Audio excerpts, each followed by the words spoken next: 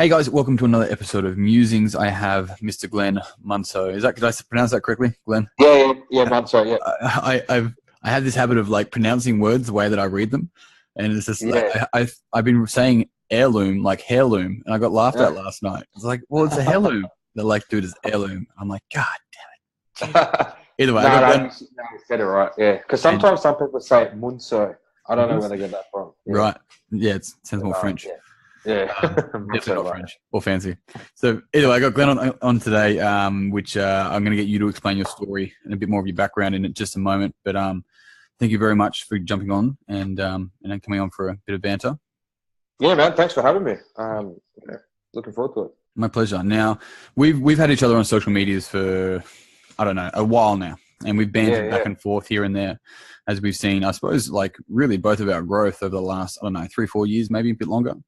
And so I've watched your story and I've watched it evolve, and I've watched what I really do love actually is your message is fantastic, and I'm going to let you express that as best you can. What I've also loved is the messages that you've had in response to your message, and realizing how powerful that is, and in such a space that is a taboo to talk about. So it was one of the reasons why I reached out and wanted to catch up for a bit of a chat. Yeah, man, for sure. So can you give me a bit more of your background and your story, and take your time with it as well? There's no need to rush over it to pretty much up until today. Yeah, man. All right. Yeah. So I guess where it all started, I guess I grew up in a home with lots and lots of, I guess, arguments and violence. You could say as a kid I was, I guess very, very on edge. Lots of plates smashing, lots of screaming, lots of fighting. Now that I look back on it, I was a very, very anxious kid because, just unexpectedly, like it could just be like bang, and then, fight would be happening, doors slamming, stuff like that. So, I grew up in a household like this, for ages, and I actually thought, well, I don't remember actually, there was a time when my parents didn't fight. So, my dad used to drink a lot. Parents were always fighting. So, I guess as a young kid, I was very, very anxious, and just on edge a lot. And for ages, I just thought, it was just me. I was just, I just had these weird tendencies of always just being really on edge or really anxious and stuff like that. I guess till later on, till I started reading and educating myself more about this, and I realized that, I had a lot of anxiety growing up, due to the household that I grew up in. So I guess growing up in that kind of household, it was, tough for me. And I remember I was just kind of just waiting for the day for my mum to just leave my dad, or just for the fighting to stop, because it's just constant, just non-stop. It got to the point where I was almost embarrassed to answer the phone because I didn't really know what was going to happen, or have friends or people over, because it was just constant fighting all the time. And then, I guess my parents finally split. But then when my parents split, I guess no one lived with my dad. Everyone started living with my mum. And then I guess When you say no one, did you have siblings? I got siblings. Yeah, I got siblings. So how many siblings? So I got older brother. Older sister. So she's the oldest. Then my older brother. So they're like 10 years older than me. Yeah. And then there's me, and then there's my little brother, who are 18 months apart. Okay. Yep. So when my parents finally split, like, my older sister would have been like 26, my older brother would have been like 25. So they didn't really, they went and kind of did their own thing. Yeah. And then it was just me and my little brother. So I guess my dad, like, I remember just seeing him, he had his own house, and, I felt sorry for him. Like, he was lonely, drinking more, gambling more, because it just felt like all of a sudden he went from this house of, providing, very, very hard worker, very old school, always providing, working. As long as, we go to good schools, good sporting clubs, his job's done. But then all of a sudden, I guess coming home to an empty house, he just started drinking more, gambling more. And then, I guess I just felt really, really sorry for him. So I went to go live there with him, and I don't know, I had a lot of time on my hands as well because he always worked 12-hour shifts. You know, one week it'd be 7 in the morning to 7 at night. Next week it'd be 7 at night to 7 in the morning. And I just had a lot of time on my hands, and obviously still going through the emotions of, you know, the breakup and the fights. The fights were still going there over the phone. You know, I was sort of torn in the middle of this as well. And then I just started experimenting with drugs. I guess, you know, now that I look back on it, I was just overwhelmed with all these emotions, all these guilt, feeling responsible at stages as well, for both my current situations. So I just, started using drugs at 15. Yep. About 15, I started using drugs. You know, started with, you know, just at parties and just, I guess, recreational. And then it became into like a daily habit. So first, you know, I started smoking a lot of weed.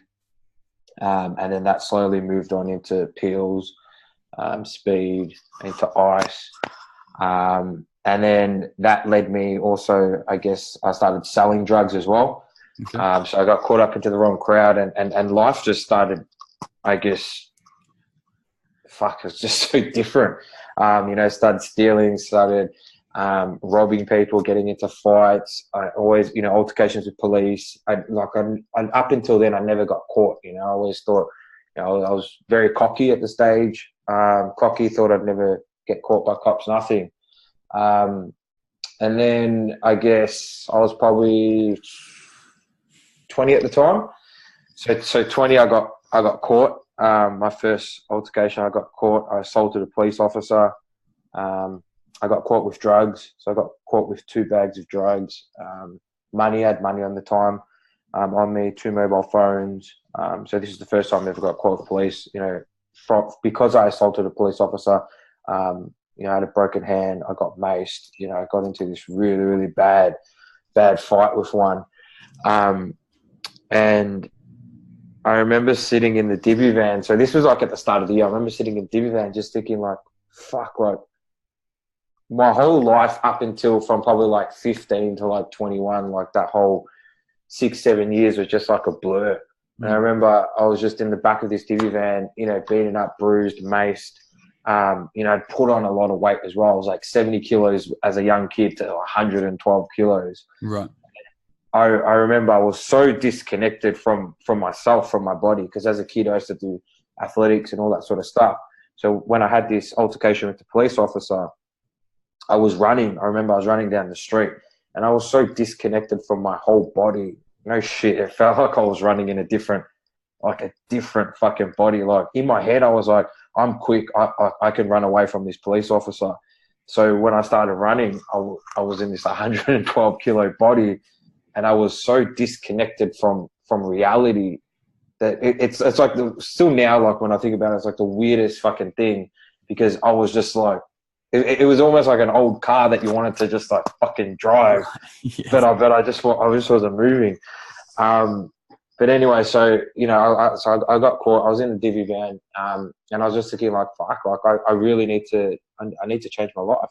This lifestyle was so shit. This lifestyle was consuming me so much that I'd become like this monster, this person that, you know, that I wasn't proud of, because I was selling drugs, dealing drugs, surrounding myself with people, you know, that weren't good for me. Mm-hmm. You know, I'd done a lot of stuff, you know, prior to that I wasn't very proud of. So then, you know, I was like, obviously, like I need to change. I need to get my life on track. I need to change. So, you know, I got my charges that night. I got out on bail. So 6 months prior to that, so I was living in Mulgrave, so Melbourne. I got banned. So because I got caught with all the drugs and all that sort of stuff, I got banned from my area because, you know, they were suspicion, like, you know, that I was obviously selling drugs. So they banned me from my area, and I had to go live with my mum, who was probably about an hour away. So in that 6 months, you know, I was like, fuck, I really need to get my life on track. I need to, you know, I can't live like this anymore. Like I really need to, I guess, stop selling drugs and stop doing drugs, because deep down inside it was killing me and it's killing my family and everyone around me. so I guess in that 6 months, you know, I got clean. I enrolled into a personal training course, but it was really hard at first because I was so lost and so disconnected. I actually didn't know who I was as a person, what I liked doing, all of that. And the only memory I had was, you know, when I was younger, I used to do athletics. I used to run and, you know, do all that sort of stuff. So I was thought, oh, I came across PT and I was like, oh, I'll try it out. But still, it was kind of far-fetched because I was like, fuck, like, I'm 112 kilos, selling drugs, doing drugs. And then all of a sudden, you know, I want to go to the extreme of, like, being fit, being healthy. Like, like I literally had people laughing at me when I said I want to be a PT. So, you know, in that time, you know, I started getting off drugs. I started getting really, really fit. I started feeling really good for the first time in my life. You know, I had started feeling very clear mentally. Physically, I was strong. I'd lost a lot of weight. And, you know, life was looking up. And I was like, fuck, you know, this is awesome. I've lost like 27 kilos. I'm fit. I'm healthy. I'm no longer using drugs. This is really, really good. Then all of a sudden I got like the summons from 6 months ago came in. And how old were you at this stage? 21. And how old are you now? I just turned 31. Beautiful. Okay, cool. Yeah. Yep.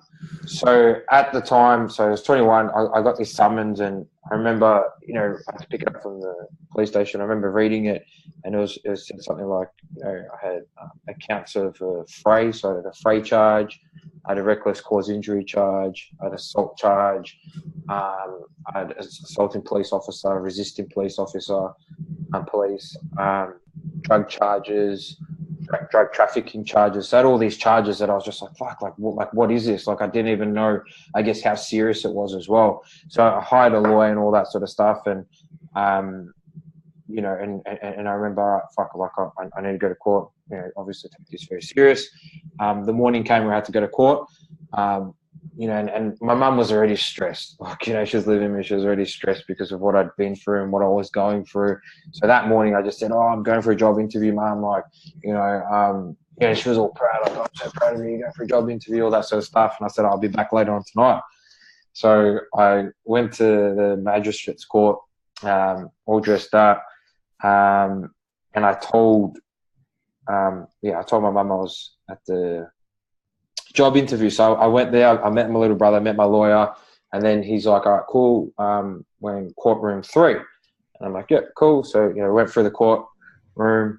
And again, this was the first time I'd ever stepped into a courtroom. So it was very, very busy, very packed in the foyer area, lots of people meeting and talking to their lawyers, lots of stuff going on. And I remember just looking around, just going like, fuck, like, where am I? I just really want to get this over and done with and just continue on with my life.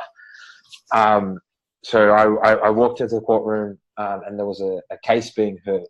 And, you know, this case, like, really, I guess, sticks into my mind a lot because I was just sort of looking for my seat. Then all of a sudden I just heard the judge just, you know, tap, bang, bang, bang. And she just sentenced someone to jail. And this guy would have been like easily in his 40s, mid-40s. And I remember just seeing him cry and scream and kicking, like, you know, and it really, like, shook me up because I've never seen a full grown man cry and act like that before. And this guy was like holding on to his parents' wheelchair because he was looking after them. So he had like driving offences and he got sentenced to jail for like 3 months or something like that. Mm-hmm. And then I just remember thinking, oh, fuck, like, this is very serious. So anyway, the judge calls my name up. And then the police officer that I assaulted that night, like, walked up to the front as well, went to the left, I went to the right. And, you know, they read my charges. And I remember the description, everything that they were reading that night, you know, Munso was really, really very, very aggressive. He assaulted a police officer. You know, it was like this whole story being read out. And I was just almost lost, like, fuck, like surely that wasn't me. Surely I wasn't acting like that. But obviously, you know, the drugs make you do crazy shit. So the judge told me to stand up and she said, this is very, very serious. The fact that you've assaulted a police officer and the fact that you're selling drugs, I take this very, very serious. And then she said, okay, I'm sending you to 6 months imprisonment with 5 months to be served into the community. So at the time I had like no idea what the hell that even meant. Yep. And I was just like, okay, cool. And, you know, she went bang, bang, bang. And I was like, you know, ready to leave. Then all of a sudden, when I turn to my left, there's 2 police officers there, and they're like, "Oh, we've got to go." And I'm like, "Got to go? Like where? Like what?" And they're like, "Empty your pockets. Empty your pockets. We've got to go." And I was just like, "Fuck!" Like shitting myself in shock. Like, well, like what the fuck? Like what just happened? So anyway, they took me out in the foyer. They put handcuffs on me. Like, I remember giving my phone to my brother, and I'm like, "Don't tell mum, whatever you do, like, just fucking just wait. Let me suss out what's going on." And yeah, they took me in the back. So I got sentenced to 1 month jail. And the 5 months was obviously like, you know, when I get out, I still got to be on an order sort of thing. So anyway, so I got put onto this order. I got sentenced to jail.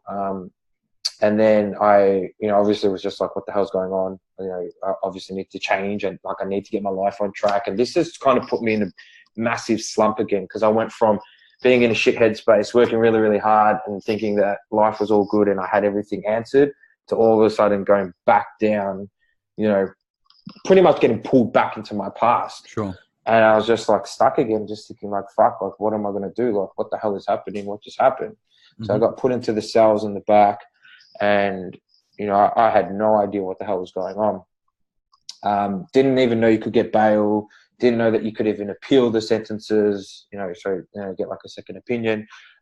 Didn't know anything. What was your lawyer doing? Because you hired a lawyer, right? Yeah, you hired a lawyer. So I was in the cells probably for about a couple of hours, and then one of the guards came up and said, "Your lawyer wants to speak to you." And then I went to go speak to my lawyer, and I was like, he's like, "Oh, you're all right." And I'm like, like what the hell's going on? Like I need to get out of here. And he said, "Well, we got 2 options. One option is like, do you like go now and do your jail sentence, your 1 month, or we can appeal it. But if you get out, you could be looking at doing a 3-month jail sentence instead of a 1 month, and we'll be going to the county courts." And he's like, "What do you want to do?" And I'm like, you really need to get me out of here, because I know my mum will have a heart attack if I ring her from here, because she was already very fragile and very anxious anyway. So yeah, I got out on bail. You know, I appealed everything. And then my court case was again at the end of the year. So again, I started, you know, working hard, you know, trying to, you know, get back into a positive headspace. And then, yeah, I went to county courts, and I got put onto an 18-month intensive corrections order. So for 18 months, I had to do drug counselling once a week. I had to do anger management, 2 days of community work, and then I had to sign in and out twice a week as well. So that, to be honest, was really, really tough.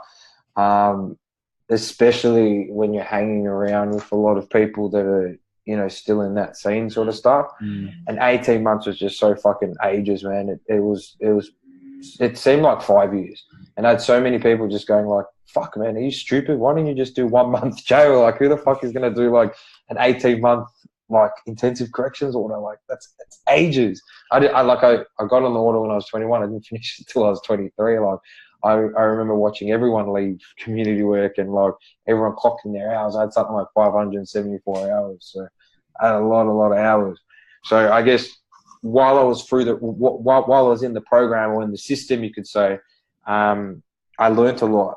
You know, everything, I guess, because I'd seen psychologists, stuff like that. Everything, I guess, when I was in those meetings were based on statistics. So I remember when I had this first meeting with psychologists, I was like, "Okay, cool. You're the middle boy, and your dad's an alcoholic. Oh, this makes sense. This makes sense that the middle boy would be like this." And she was like, "So you're obviously a heavy drinker as well, yeah?" And I'm like, "No, like I don't drink alcohol at all." And that's still the case now. Like I've never been a drinker. Like it just doesn't, you know.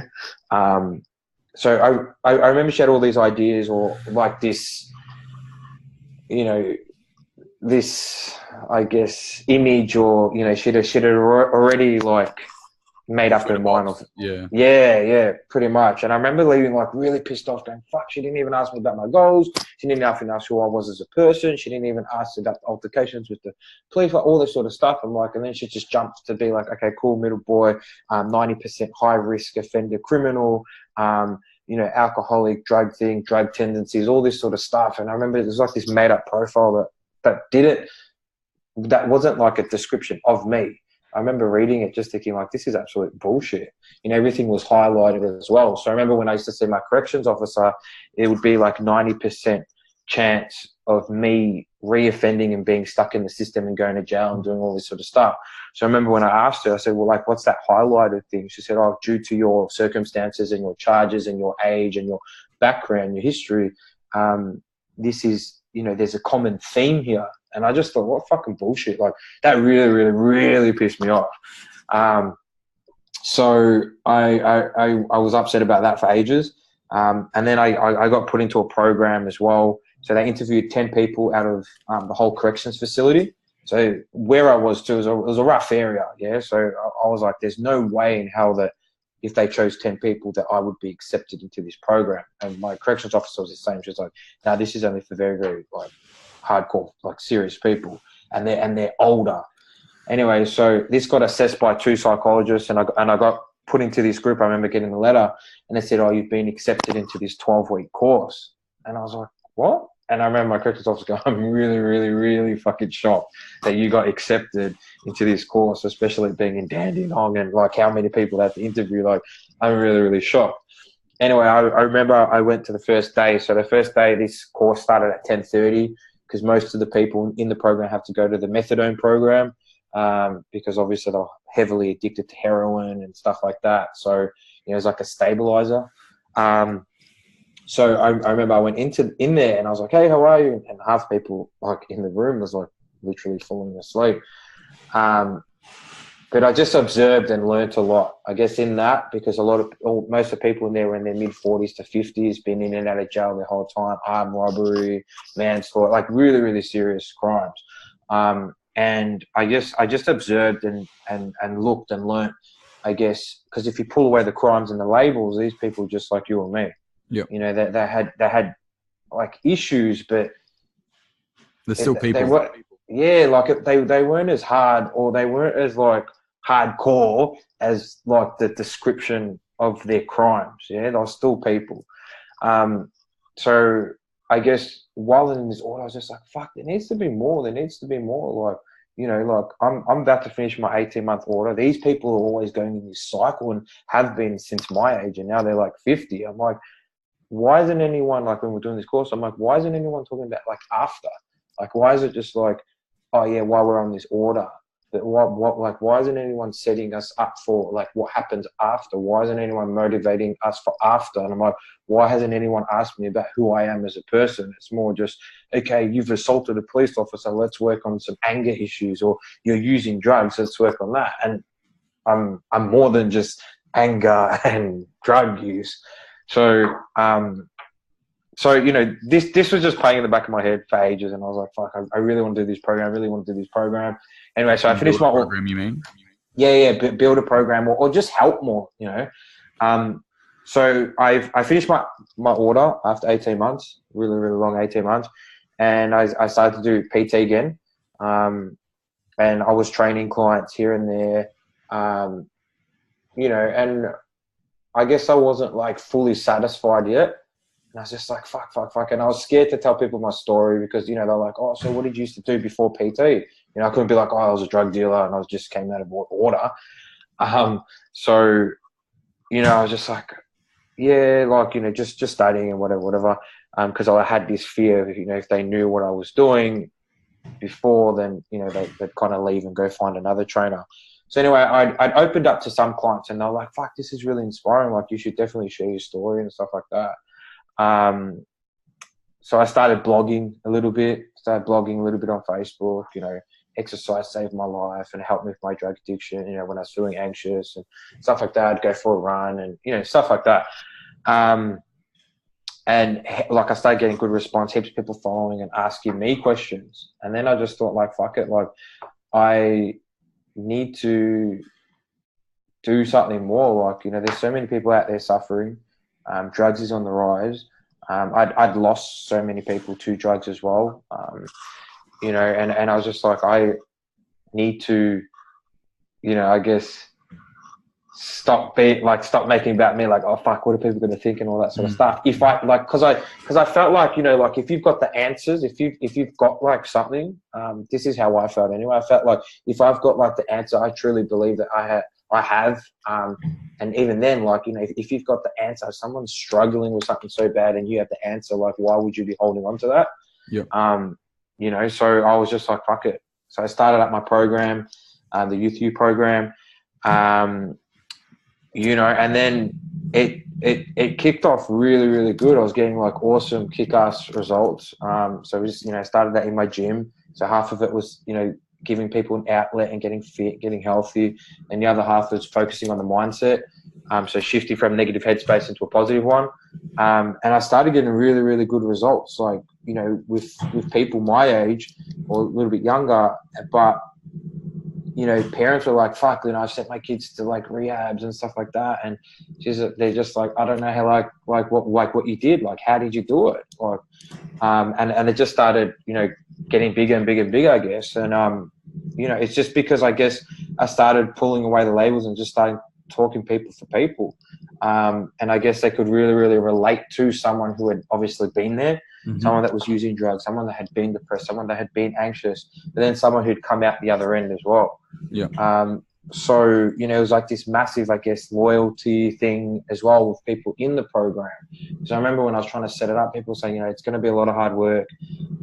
There's no money in this, you know, like, just stick to PT, like, you know, they might steal shit from you, all this sort of stuff. But I just found, like, you know, once you, I guess, helping someone on such a personal level, like, pretty much, like, I've never had any issues, but, you know, people are going to have this very, like, loyal, respectable thing because you're helping them, like, to the core. You're helping them as a person. So, yeah, man. So, yes, started doing this program, and yeah, still running it now, and it's such a massive passion of mine because, you know, I have lost close people to me from ice. You know, I lost myself for so long as well, and then just getting the results that I was getting, and just seeing these people that come in like so fragile, they wouldn't give you eye contact, you know, using a lot of drugs, to all of a sudden being leaders, having work, being clean off drugs, you know, their personalities rising.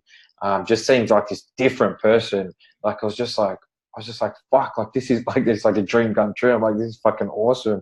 Because obviously at first I doubted myself, because a lot of people are like, what's qualifications? Right. You know, do you do counseling? Do you do this? Do this? And like, it'd just be like a bombard of just all this sort of stuff. So, you know, obviously at first I was like, no, this is cool. But then I would doubt myself.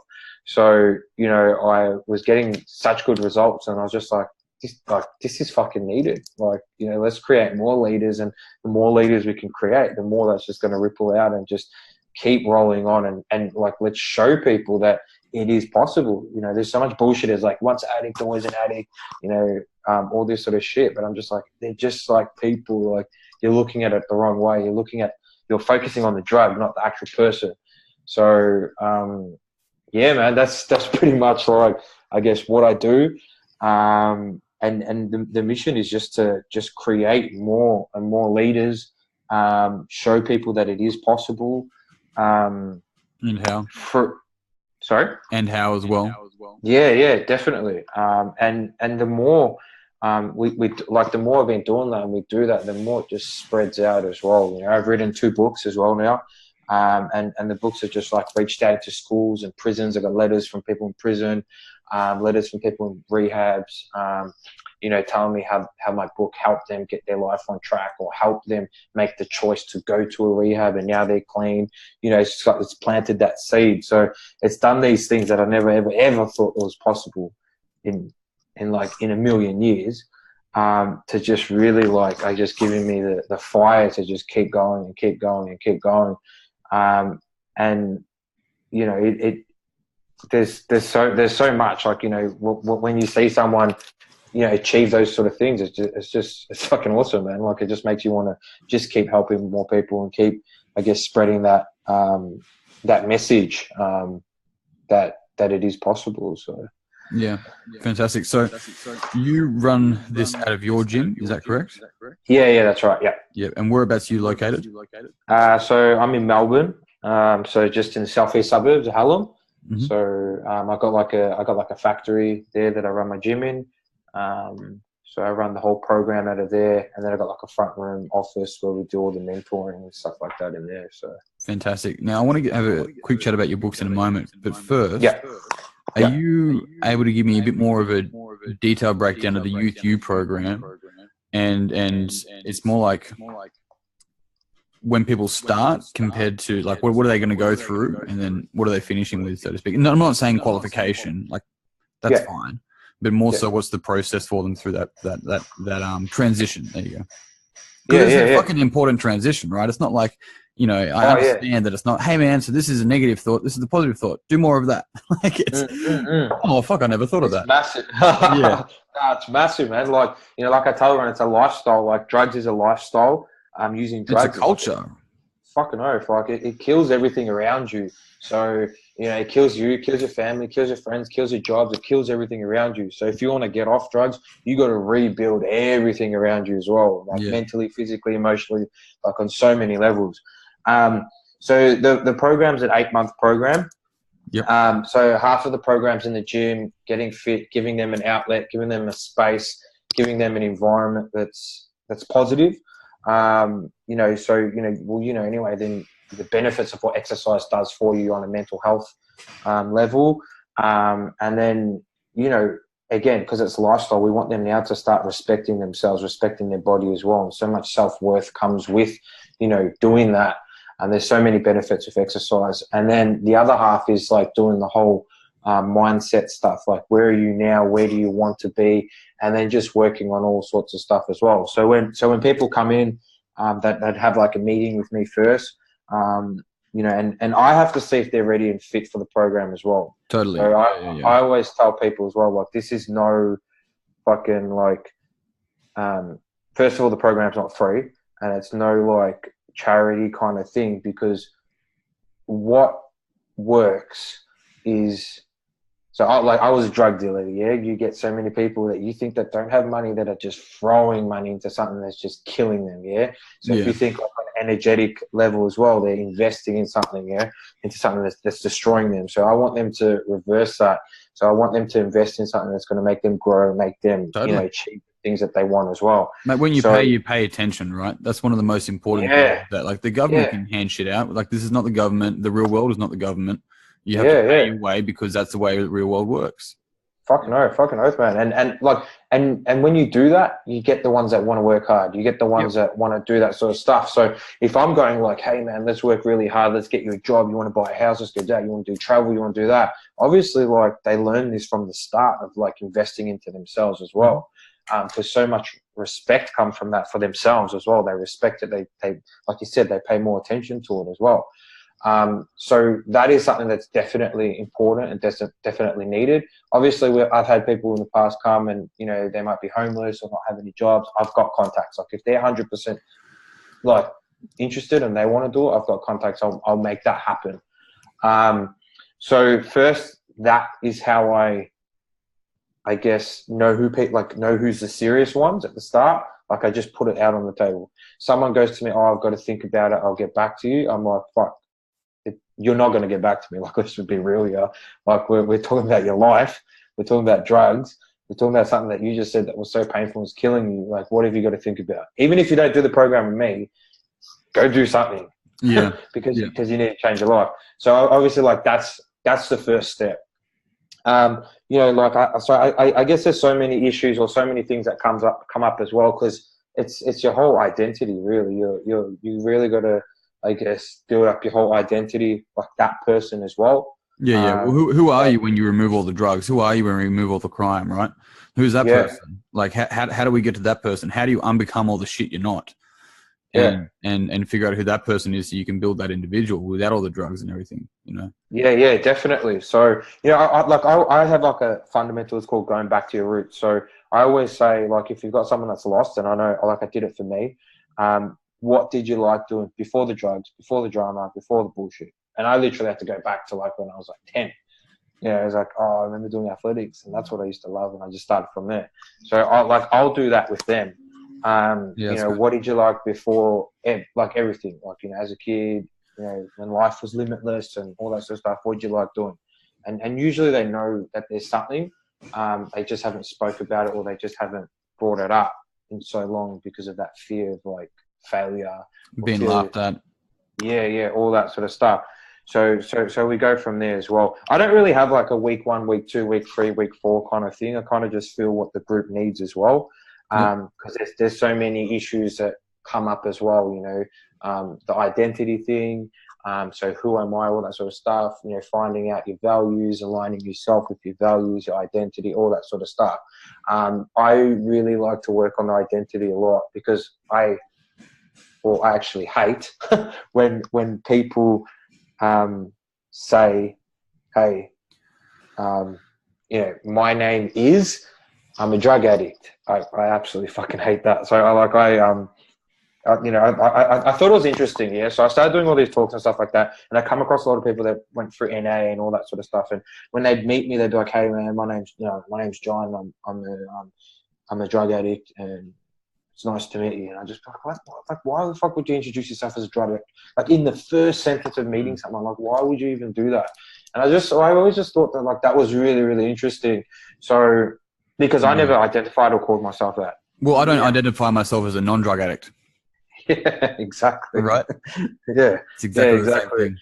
Yeah. So I was just like, so that was something I was like, like in this program, I'm going to start working on that, because that fucking shits me. I'm like, you're more than a fucking drug addict. Why do you feel the need to say that in the first sentence of introducing yourself?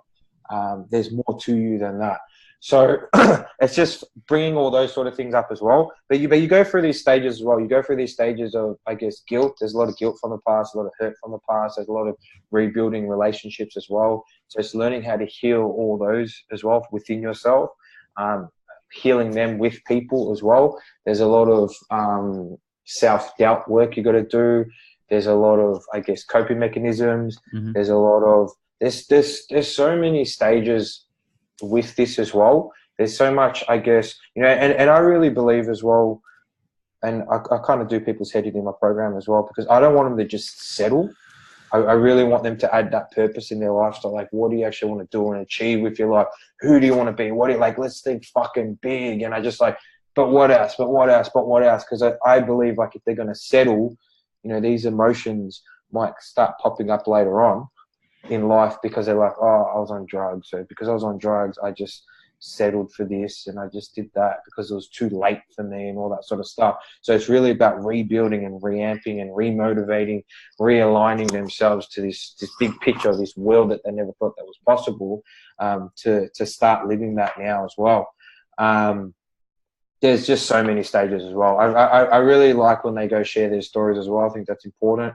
I really like also, I encourage them to always give back to the community, help out in the homeless. I believe there's so much that you can learn when you go do that, and so much that you can grow from as well. You know, I always teach them to keep their feet on the ground, always stay grounded and be compassionate, and never forget where they came from. Because I have come across some people as well, you know, come through the program and they kind of fly high now, like I know everything, and but you know, it's always, I guess, teaching them to keep their feet on the ground, stay grounded, and have that compassionate as well. And then there's that whole like spiritual side as well, like the whole meditation, the journaling, the whole, I guess, learning, you know, doing the inside work.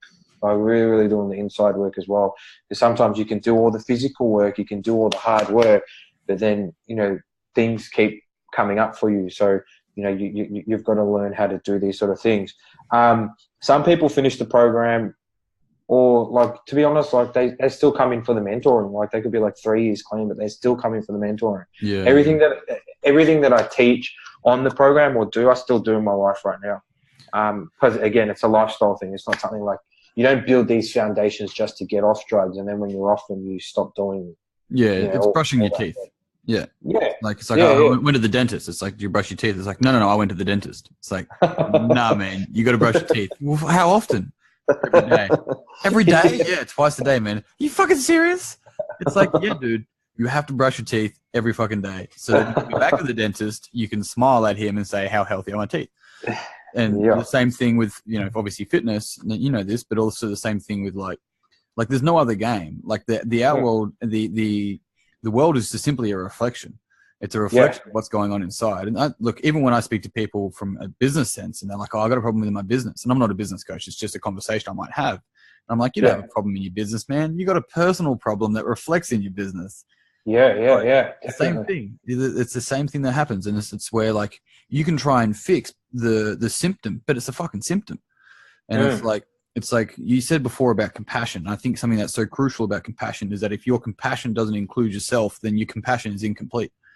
Especially moving through something like coming out the other side of drugs or whatever. It's like, dude, you have to be able to forgive yourself for that process, because you talked about identity, and this ties back into that. It's like, never confuse what you've done for who you are.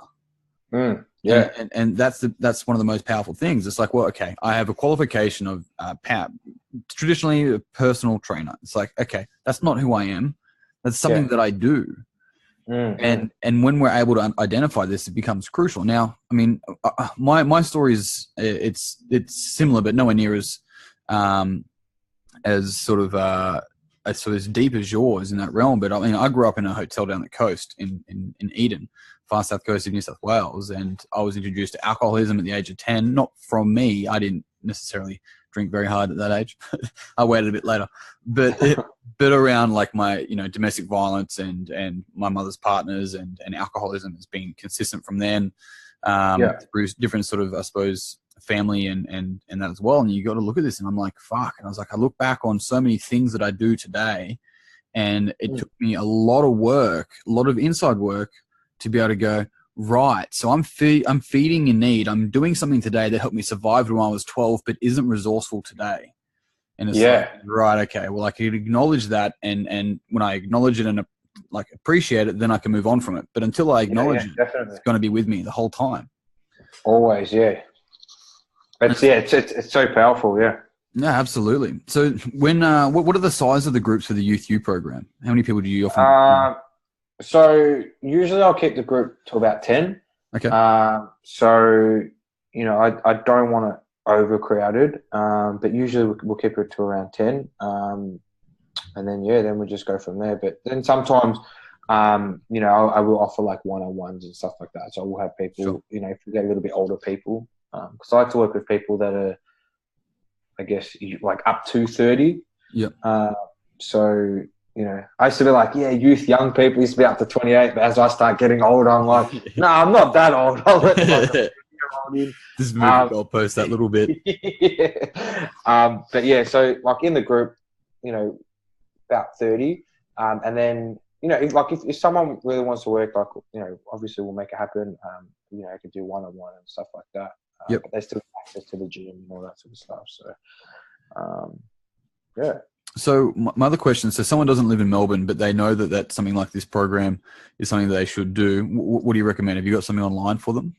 I can do like, I guess like a Skype thing, like, one-on-one coaching over this phone, or Skype webcam, or they could just get my book. Like my first book is pretty much a program in itself. Okay, cool. So is that Drugs Don't Discriminate? Yeah, that's right. First one? Okay, so what's the premise of that? You said that's a program. So what's the premise of that book?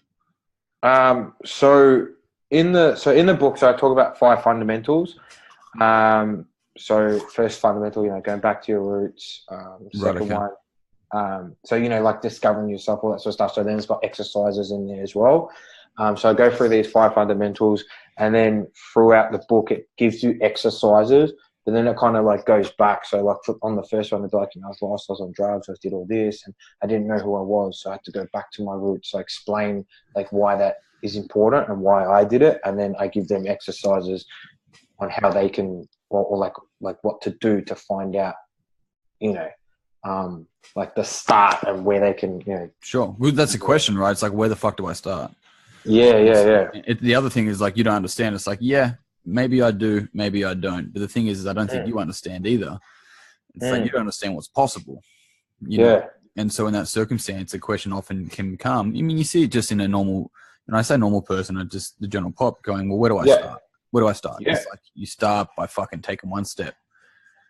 And guidance. There's nothing wrong with guidance. There's nothing wrong with having a mentor. It's like, name a really successful person that was never coached. It's like, you're not going to. Yeah, definitely. So, so that has just the program in it. I guess because that's what I wanted to do. I wanted people to read something that they don't just go, oh yeah, cool, I feel inspired, and then that's it. I wanted them to actually read something and do it. Yeah. Yeah, fantastic. Now, earlier on, you mentioned about educating yourself. Yes. So you said you started educating yourself after you came out of the before court and when you were like, I'm going to be a PT. And so you started educating yourself going, I need a change, right? Yeah. Now, I mean, because that's a fork in the road, right? And a lot of the people, I'm sure, have gone through and they will reoffend straight away because, hey, the system's against me. But in that circumstance, you decided and went, fuck, I can't keep doing this. I've got a good mate, actually, Jay Marinake. I'm not sure if you follow him on Instagram under JTM Fit. He was a drug addict as well from like 15 to 21 and then has been clean for 10 years. The guy's a fucking machine. I'll flick you I'll put it in the comments anyway. He's a really good dude, lives in New York, upstate New York. But either way, so what did you educate yourself on? So what was the process there that first, because that's really where things started to shift, right? When you're like, fuck, I can't keep doing this. It's going to kill me. And where did you first start from there? What was the education, or who was the mentor, even if it was a book? Yeah, so before would just be like when I went to school. So I went to school, and at the time, so Andrew, he's still around now. He's cool now, but like back then, I fucking hated him. He was like, old school army, strict, asshole. But I remember I went to TAFE, and it was just like all these rules, all these like standards, like on like the health industry, and or like just I remember he had the talk to everyone, and he's like, the industry's full of dickheads, and I'm here to raise the standards. So don't think this is just going to be like your everyday normal quick course. Like I'm adding, they added more to the course, and they're like, this is, very, very important because I'm sick and tired of the standards of your everyday PT. So anyway, I remember I went to school. Yeah. I went to school one day, and I was literally at school at 9:02. Yeah, so class started at 9, and I remember I went to open the door, and so I walk up, and it's 9:02, I'm just walking, and I went to open the door to the classroom, and all of a sudden the door was locked, and I was like, what the fuck? And I remember just going, like trying to open it, and I'm like knocking, and he just kept doing the class. I'm like knocking again, and then he came to the door, and he's just like, you're late, and I'm like, what? I'm like, I was stuck in traffic. He's like, I don't care, you're late. Like, you want to be a PT, these are the standards, da, da, da, da, da, da. And he's just like, come back at 10:30 and just like shut the door in my face. So I, at the time, I was just like, fucking prick.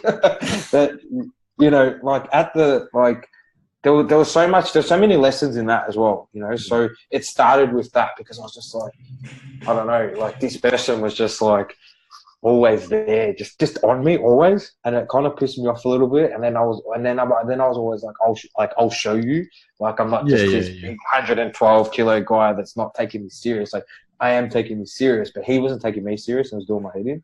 Yep. So I guess that was a massive mentor for me, and like educating myself as in like respecting myself, like exercising again, not doing the drugs, and, like going to school, like these kind of things that I was doing at the start, which just, once you sort of respect yourself, from being someone who was just taking any drugs, I hung around with a lot of drug dealers. So it's like, yeah, try this. And I was just sampling. I didn't even know what the hell I was having. So all of a sudden, really, really respecting my body, respecting my mind, respecting who I was as a person. And that was definitely the start for me, doing this exercise, studying, doing the PT course, all that. That was definitely the start of my journey, or whatever you want to call it, in terms of, self-worth, self-respect, education. Because it was like the first time that I was actually like serious, and I was like, I'm actually going to finish this course, sort of thing. So okay. So Great. That was the start. So I have a question around, I assume that you have a different friendship group today than I don't know if they were friends back then, maybe they were associates as opposed to friends. But how did that process go down? Because that would be a challenging transition. So can you elaborate on that? It always is, and it's something that always comes up with people in the group as well. And once you start like changing you think about your interests to people, like your friends, you all have similar interests. So back then, using drugs, selling drugs. So literally I didn't know one person that wasn't using drugs. So when I wanted to get clean, I just hang around with drug dealers, and I didn't know one person that wasn't on drugs. So then all of a sudden I went to this PT course. I was like, fuck, people don't use drugs. Like literally, like people don't use drugs. Like that's how I was in this different world. So, it was really hard at first because there was, I guess, a lot of isolation and stuff like that. And this is why, like with the program, it's like I always create that environment for the people going, there's people here, like, all that sort of stuff. But then just slowly, like just putting myself in the environments that I want to be associating myself with, and that could just be like joining sporting clubs, joining gyms, like wherever it is, and just starting from there, like having that social aspect or having people that are into those interests that you're into as well, and then just starting from there. So obviously at the time, like, I had people like in school, so there was some sort of socialization like through school and all that sort of stuff. And then, afterwards it just, obviously you just start attracting those people that have similar interests with you as well. But definitely go put yourself out there. You have to go put yourself out there. Yeah. Otherwise you stay where you are, right? Yeah. But it is definitely a really hard transition as well, especially if that's all and that's all, that's all the people that are around. But it does get better. It can be lonely at the start. But use that for the growth of like learning and doing all the internal work as well, because you'll start to attract the right people. Yeah. So did you ever have friends that did what they could to try to drag you back into that sort of circle of drugs and selling and everything? Yeah, like my phone, like I still kept, like, so I had two phones. So one phone got caught with the police, and then I had my other phone. That phone kept ringing every now and then. And I was just like, no, like, I don't anymore. But the temptations were there. Yeah. Even on my order as well, the temptations were there. It was hard at the start because, there'd be times where I'm like, I haven't used drugs in 4 weeks now. And I'll go see everyone. But still, that's just a front for wanting to use. Right. And I always tell people as well, like, you can't be in that environment and expect a different change. Yeah. I can't go back to that environment and think that things will be different. So, there's always going to be people, but you just, you don't necessarily have to be like, oh, I've cut you out, like piss off. You just, I guess slowly just stop associating yourself in those groups and in that environment. So. Yep. And so have you had people that you used to either buy from or sell to that have now come clean and done your program? Not necessarily done my program because they're been a bit older and stuff like that, but definitely like through my actions and stuff like that, like, fuck man, see what you're doing, see what you've done. I'm no longer doing this and that. Yeah. Wow. Okay. And then there's some that is obviously still in that lifestyle. Well, you got to save yourself, right? Always. You can't save anyone else but yourself. So yeah, no, that's fantastic. I think there's something there as well. You mentioned it does get better, and like even it doesn't have to be drugs. Like even like times in my life that I'm like, what the fuck? How did I get here? How did I get into this situation? I'm like fucking. I don't even have a home or whatever it might be, and it's just like it's like. For me at the time, so I mean, I house sat for three and a bit years, which was a way to be like, I can't afford paying rent, like for a good chunk of that. And so I was like, well, I'll house sit or nap in the car, whatever.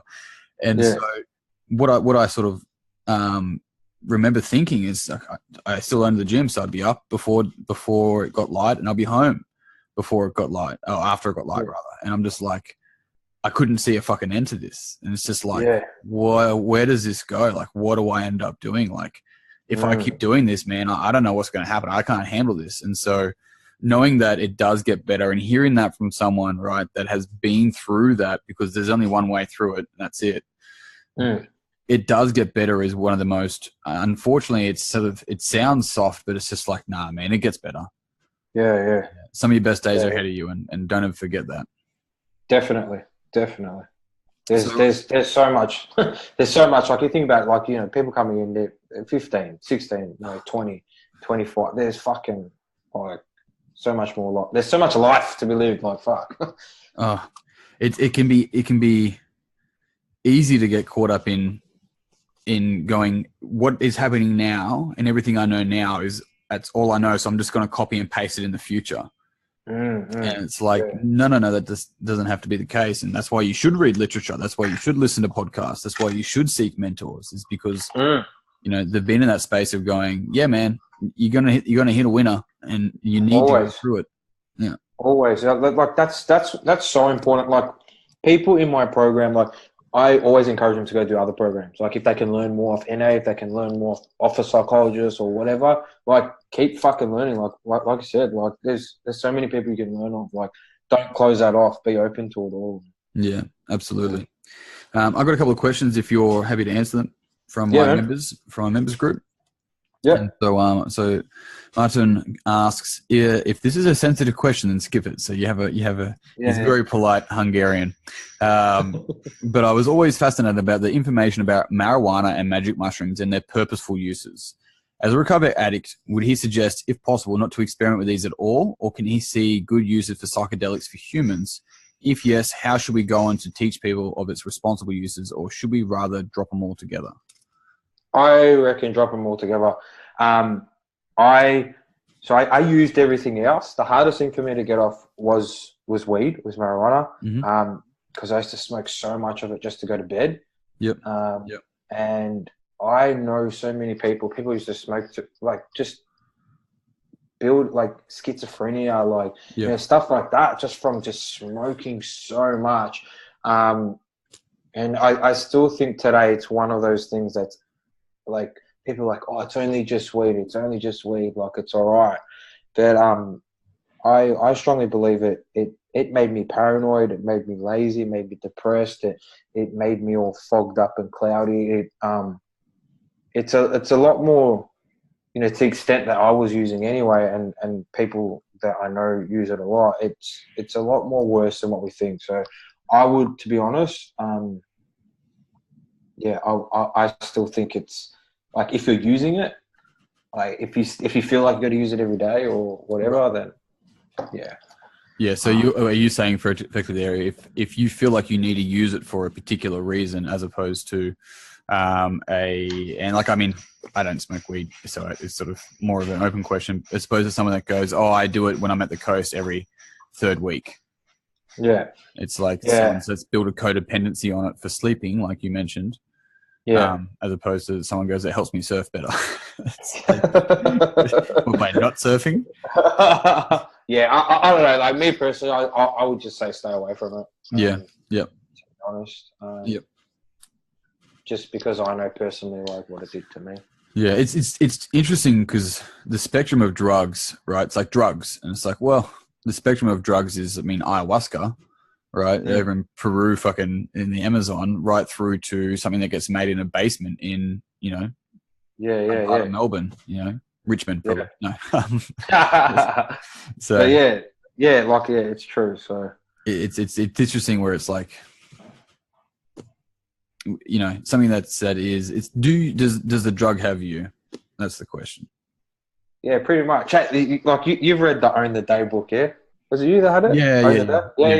So even in there, like, he talks, like, you know, like, he talks about, like, that sort of stuff, like, in one of his chapters, and he was, like, saying, like, if that's, like, if it ends up owning your day, right, then you know you got a problem, you know. Like, especially guys like Rogan and a few other large names, I suppose, in that space. They enjoy a bit of grass, but it's an interesting thing where it's like, look, do you need it? No. Yeah. Right. So do you need to go down that path? No. And so it's good to get your perspective on it, because you've been through, I suppose, a spectrum of awareness around that stuff as well. Yeah, and look, I've just said, like, I know the damage it did to me. I've seen the damage it's done to people. Yeah. So Yeah. I would just be like, just stay away from it. Sure. Yeah. Do some burpees, drink some water. Yeah. Fair enough. Yeah, I'm happy with that. So Linda's got a couple of questions. I'm going to do my best to paraphrase them as best I go. So is there a common train of thought or mindset that you've observed in people that have successfully recovered compared to those who haven't? Yeah, I guess like the ones that haven't, victim mentality. Yeah, okay.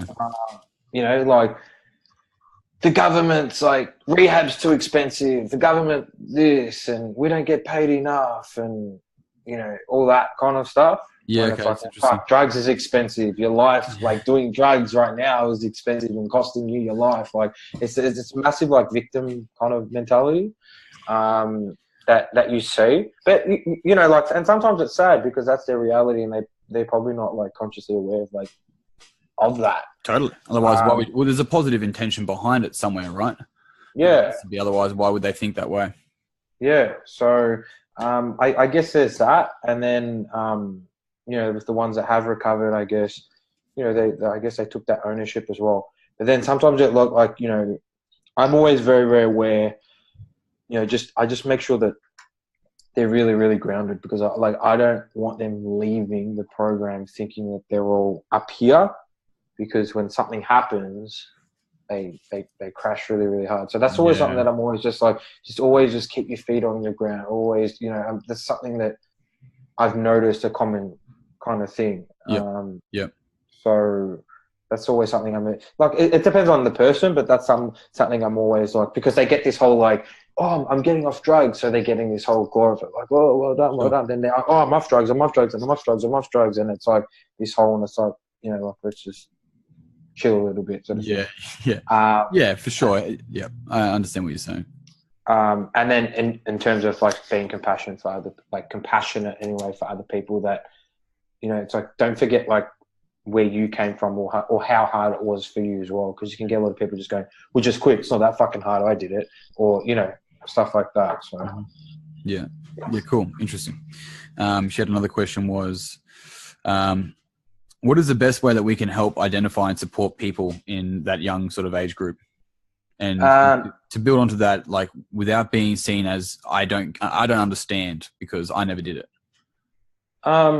So I would say definitely education and awareness is always like number one, always.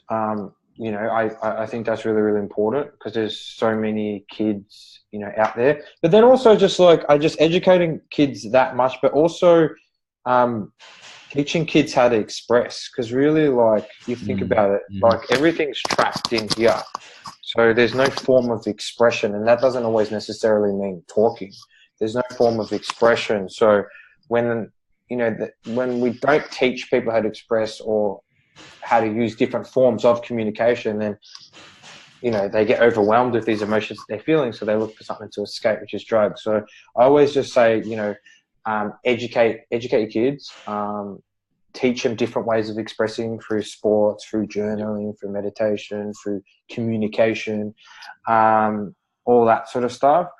And then, you know, like, again, like podcasts, like take them to seminars, you know, all that sort of stuff. Like, let them see the true reality of, like, you know, because it's such a topic that sometimes people kind of brush under the carpet, or they, oh no, we don't talk about that at our school, or we don't talk about that in our community.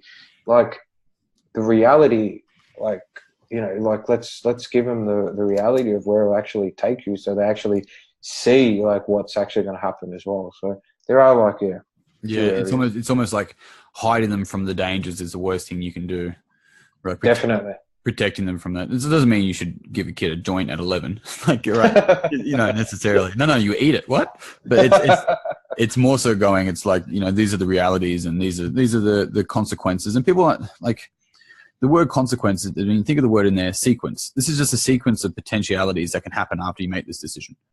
Yeah. And I think sometimes we forget that, you know, when I say we, I mean general, like global we, is that we get to choose our actions. We just don't get to choose the consequences to those actions.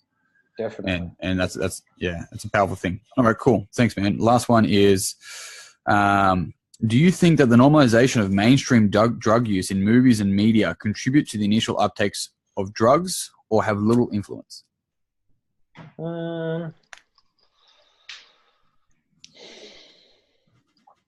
Yeah, I don't know. Like I don't know. Like it didn't influence. Like for me, it didn't really influence me. Really. Yep. The media really is more like, you know, if, like who's actually in front of you kind of thing. But I don't know. I guess that's kind of like an individual, like depending on the actual person. But sure. So if we took it in that case, let's flip the question. If we took it out of the media and we took it out of Hollywood, do you reckon that'll change the influence? No. No. Still no. I don't believe cool. so. Yeah, I mean, I don't know, right? I wouldn't. Yeah. It's more so going. Yeah. No. I don't think so. Yeah. Cool. No. Very interesting. Glenn, thank you very much for your time today, mate. I had a great time chatting and learning more about your story. No, thank you, man. Thanks heaps. Had fun. Appreciate it. My pleasure. Now, if people wanted to get their hands on your book and learn more about you, where should they go? They can go to my website on the youprogram.com. Okay, fantastic. And that's all there? All there, yeah. There's like a tab at the top that says book. So fantastic. Cool. On that, that's all there. Beautiful, mate. Until next time. Cool. Thank you. Thanks, man. And once again, all listeners, thank you very much for tuning in. If you found this podcast beneficial and if you know someone else that you think would also find it beneficial, then it would mean the world to me and to Glenn to pass on the story and the message so we can make sure that we can impact as many people as possible. So easy. Sweet as. Peace and pizza, guys. I'll see you guys soon.